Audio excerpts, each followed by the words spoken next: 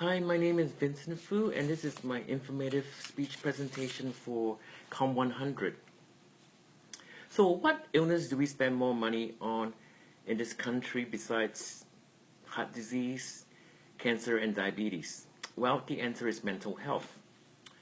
There is a need to look into the escalating costs of mental health care in this country.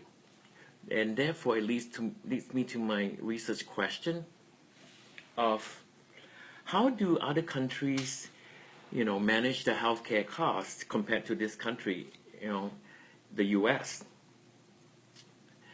And let me bring you to my three main points. The first point would be the U.S. spends the most on mental health care, but they also lack the cost-effective measures to counter it.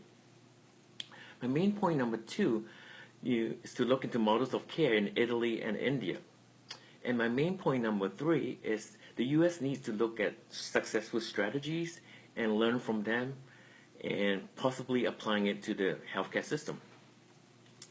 So currently, we spend over $200 billion a year, according to a report published in Health Affairs. This is the first time that mental health care spending has topped the list. This emphasizes the urgent need to address the escalating cost of mental health in this country. So, before I go into the literature review, I would like to paint you a picture of a mental health facility in the U.S. As I can recall from my site rotation during my nursing program, it was at a state hospital in Boston. Behind the locked unit, you see patients, laying in their beds, dozing off at the TV or roaming the hallways. And also, who can forget the stench of the urine that lingers in the air? So that is the picture I have in my head whenever I think about mental health facilities in this country. So this brings me to my next point about deinstitutionalization.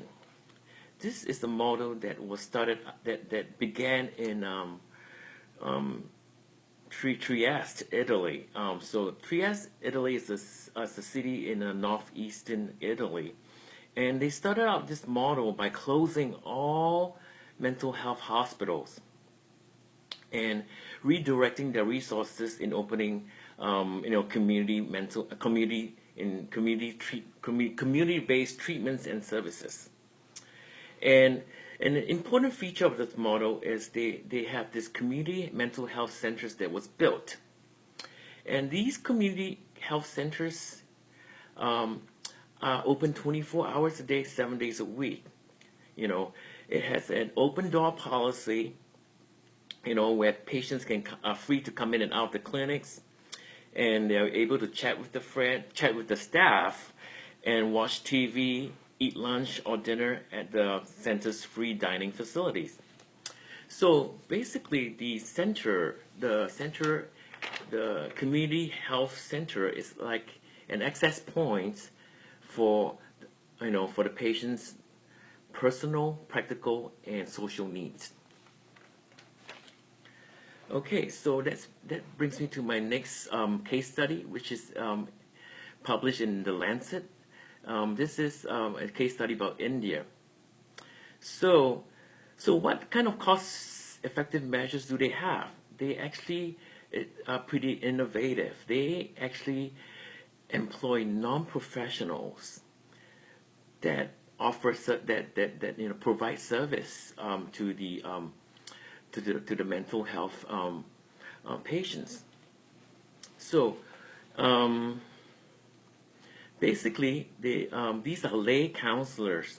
They're people that come from the community that at least have at least a 10th grade education, but no prior mental health training. So they go through a 3-week workshop, and then where they learn how to talk to patients, and also to redirect their focus when they talk to them with their problems. So the counselors will prescribe activities like take a walk, every day, make a plan to visit a friend, or go play a sport, and these studies have enough evidence um, to take this approach of using lay counselors beyond the pilot stage. So let's do a recap of the main points here. You know, there's the escalating cost of U.S. spending in mental health, but still we do not have any cost-effective measures. And we looked at case studies in Italy and India, and also the deinstitutionalization and using big community-based services as cost-effective measures that are seen in the other countries.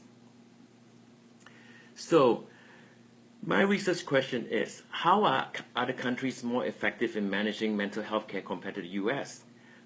And my final thought is, deinstitutionalization along with community-based services could be a good start in curbing the cost of mental health care in the US. And the end. Thank you.